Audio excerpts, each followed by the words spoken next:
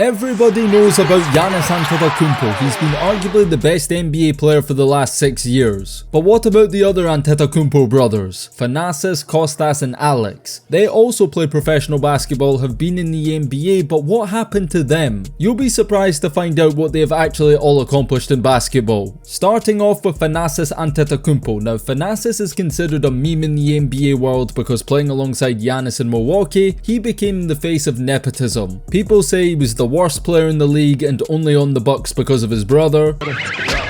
Hey, that guy got better job security than a Supreme Court justice. But what they don't realize is Thanasis is actually a respectable pro. He started out playing alongside his brother in his home country of Greece, where together the two Antetokounmpo brothers made a name for themselves as the most exciting young prospects in the country. Thanasis was drafted by the Knicks back in 2014, and that was long before Giannis became MVP or anything like that. He was a legitimate pro prospect for a lot of the same reasons Giannis was: his length, versatility and out of this world athleticism.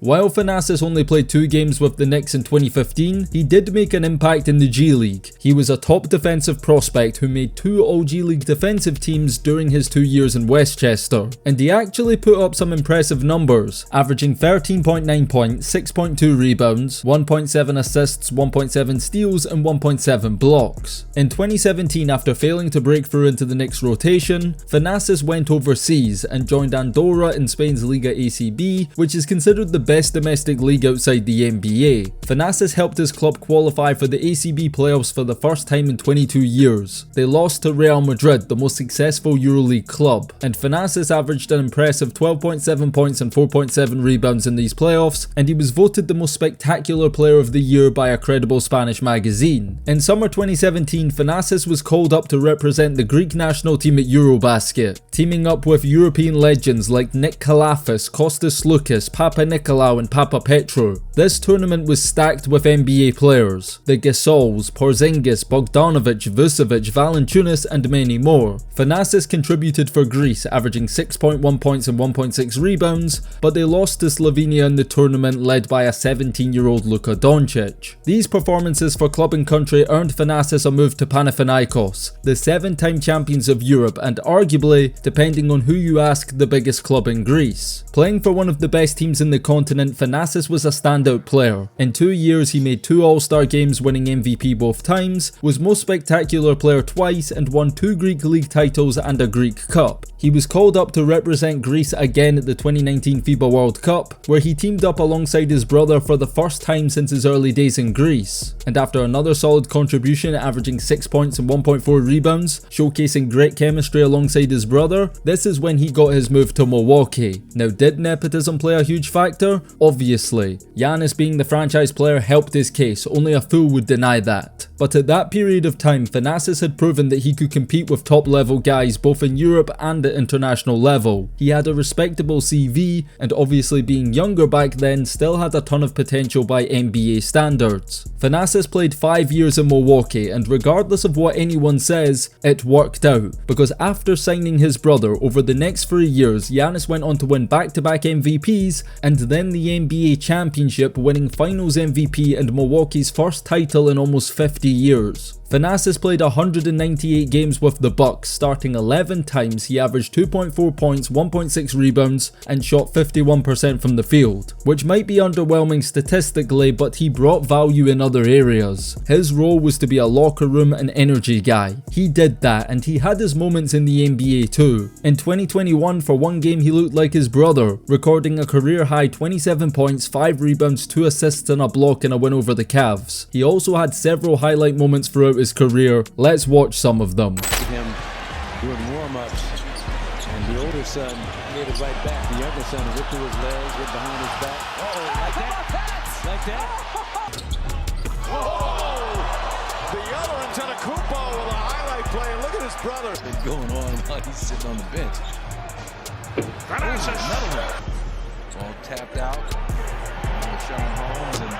Now you can say what you want about Thanasis' skill, but he always possessed unteachable athletic gifts even by NBA standards. What a lot of people actually don't know is that Thanasis is no longer on the Bucks. He tore his Achilles tendon in the summer, his contract wasn't renewed, and with Giannis' future in Milwaukee uncertain, who knows whether or not he'll rejoin the team. You could argue that the Bucks aren't quite the same without him given their terrible start to this NBA season, but it's a very real possibility that Thanasis' NBA career is over. There is a possibility that he returns overseas, maybe rejoins Panathinaikos. There he would get to play alongside his other brother that we're about to talk about next. Now Costas Antetokounmpo is a very interesting one. Because he's a few years younger than Giannis, by the time he burst onto the scene his brother was already a star. So unlike Thanasis, he faced the pressure growing up of having to deal with the next Giannis comparisons. Costas was a very intriguing prospect for many of the same reasons as his brother. He's taller than Thanasis, listed at 6'10", and his measurables are very similar to Giannis. Costas started playing basketball very young at youth level at the same club as his brothers, but when Giannis was drafted he moved to Milwaukee. Costas played high school basketball at Dominican High School in Wisconsin, and in his junior and senior years of high school he made a name for himself as a local basketball star and even won a state championship senior year averaging 13 points per game. In terms of being a traditional great high school prospect, Costas wasn't highly ranked, he wasn't a McDonald's All-American or anything like that, but his brother wouldn't have been either, and D1 colleges were very interested in having a literal Giannis-like template clone that they can develop from scratch. Costas chose to attend Dayton College, and after redshirting his first year of college basketball, he finally debuted in the 2017-18 season. Costas averaged 15 minutes per game, averaged 5.2 points, 2.9 rebounds, 0.4 assists, 0.2 steals, and 1.1 blocks per game. This was a promising start for somebody that was considered a long-term project, and a lot of people thought if he stayed in college and developed for 4 years, by the time he declared for the draft he could be something special. NBA teams were definitely interested, and were more than willing to take a chance on him in the second round of the 2018 draft. This was around the time Giannis had become an NBA superstar, so Costas chose to declare for the draft and had to wait 59 picks to hear his name called. But his moment finally came, as with the final pick in the 2018 NBA draft, he was selected by the Philadelphia 76ers, though right away he was traded to the Dallas Mavericks, who walked away from that draft with Luka Doncic, Jalen Brunson and an Antetokounmpo brother. Not too bad. In hindsight though, Costas probably would have been better off staying in college for a few more years, because he wasn't ready to play in the NBA at the age he was drafted. Luka Doncic, being as good as he was so quickly, accelerated the Mavs rebuild, and all of a sudden there was a sense of urgency to win and compete now,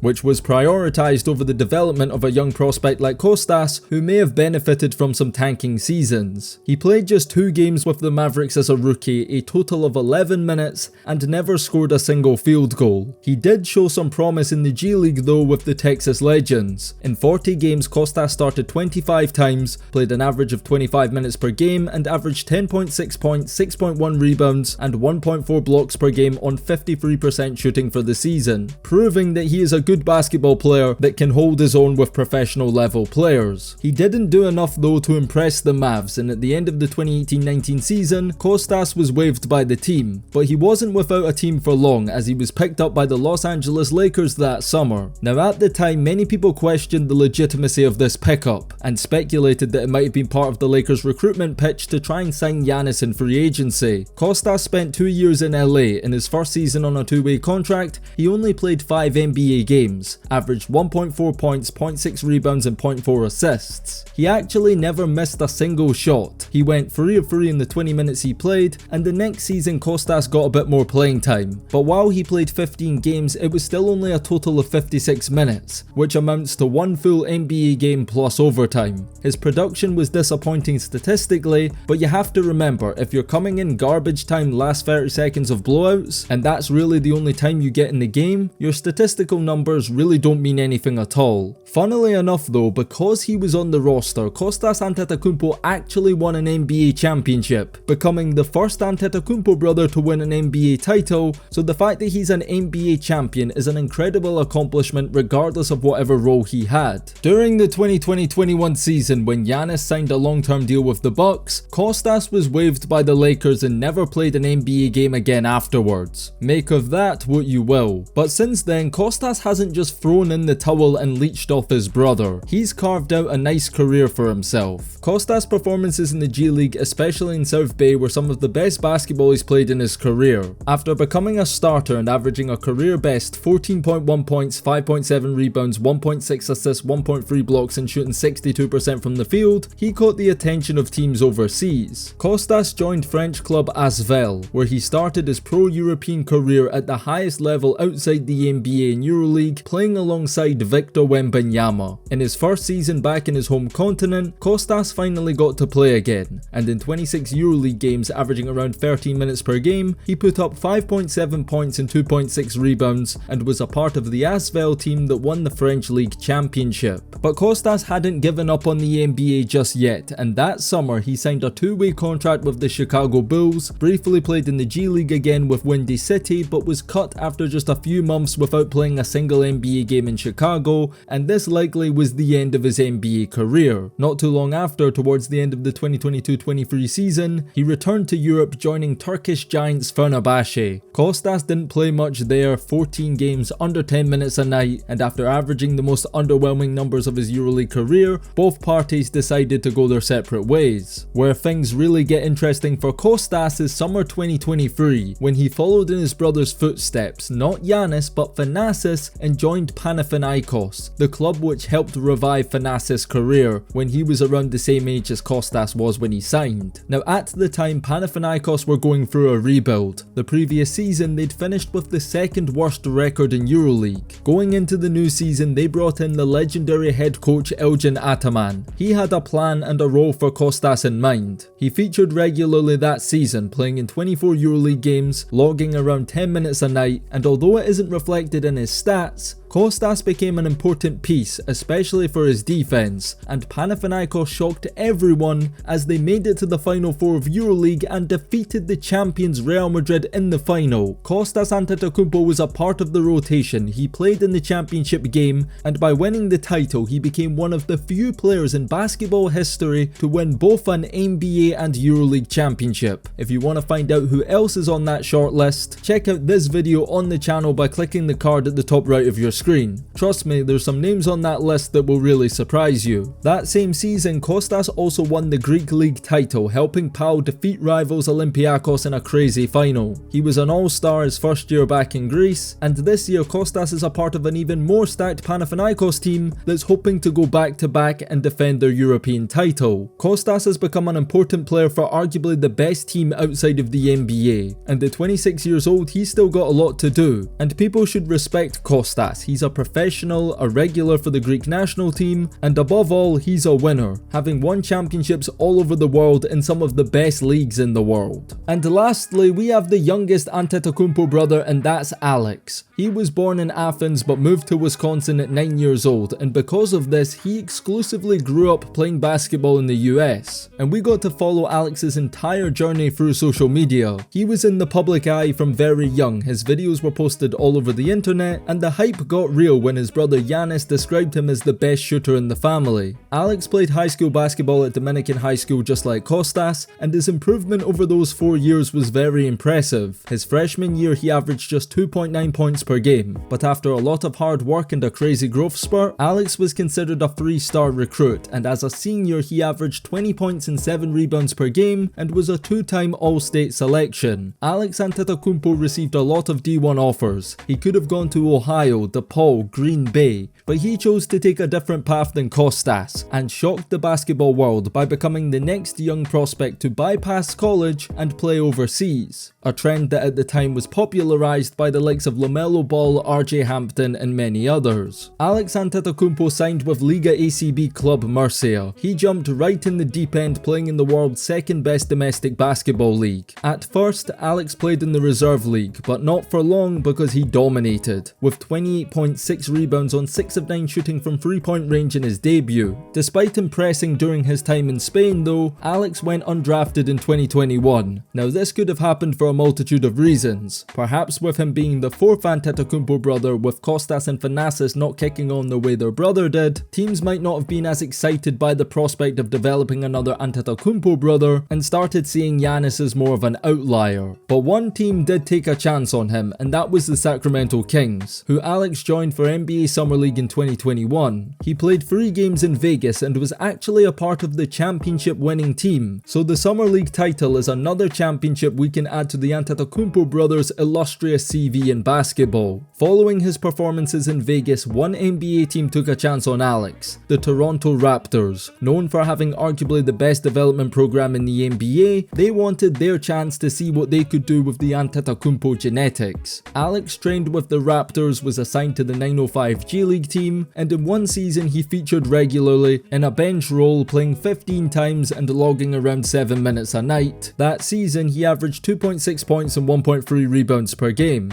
At the end of the season he left Toronto and made history, as he signed with the Milwaukee Bucks on a 1-year non-guaranteed contract. And with this signing, seeing as Giannis and Thanasis were already on the team, they became the first 3 brothers to ever play on the same team in NBA history. Alex never actually played an NBA game in Milwaukee. He was assigned to the Wisconsin Herd in the G League, where he was featured a lot more than he was in Toronto. Alex played 32 games, starting 7 times during the 2022-23 G League season, and in around 23 minutes a night he averaged 5.8 points and 3.1 rebounds per game. The following season though, his development stagnated, at least statistically anyway. His numbers were almost identical, and after 3 years of G League basketball, instead of chasing the NBA, Alex decided to follow in the path of Costas and Thanasis and headed back to Europe to pursue a pro career. I guess you could say the highlight of his time in the States came at All-Star Weekend when the Antetokounmpo brothers teamed up, which was a historic moment for the family. In February 2024, after leaving Wisconsin, Alex spent the remainder of the season playing in Lithuania's LKL League, the same pro basketball league that the Ball brothers played back in 2018. But joining so late in the season, he didn't get much playing time. He then briefly joined a club in Montenegro before leaving and returning home to Greece, signing with PAOK in the Greek Basketball League. Now, outside of Panathinaikos and Olympiakos, PAOK are possibly the 3rd biggest club in Greece, and are known for having a die-hard fan base. As for Alex in the Greek League, it's too soon to evaluate his stats or numbers, having only joined the team a few weeks ago, but there's reason to be optimistic about Alex playing back home, and it will be interesting to see him face off against Costas, who he would have spent most of his time growing up hooping alongside with, the same way Giannis and Thanasis did. Alex is a great pro with a ton of potential, and somebody who's very tapped into the social media world. He's collaborated with the likes of Jesser, T-Jazz, and actually has his own YouTube channel where he posts some great content. People tend to forget how young Alex is. He's still only 23 years old, and I think he has the potential to not only be a great pro in Europe, but I think he will break into the Greek national team one day and play at major international tournaments. But there you guys have it. That's what happened to the other Antetokounmpo brothers, the most successful basketball family of all time, and I don't think that's up for debate. All 4 players have played for NBA teams, and they've won championships at almost every level all over the world. The Antetokounmpo family are truly an inspiration. To come from where they come from, to have achieved what they've achieved, it's inspiring, and it's a story that will be told for generations to come. If you've made it up to this point in the video and enjoyed, make sure to like the video and subscribe to the channel and turn on notifications, and let me know down below in the comments, which Antetokounmpo brother other than Giannis do you think's the best? Leave your list down below, and if you've made it up to this point in the video, click that big box in the middle of your screen. If you enjoyed this video, you'll enjoy that video too. And on that note, it's DKM signing out. Until next time, and peace.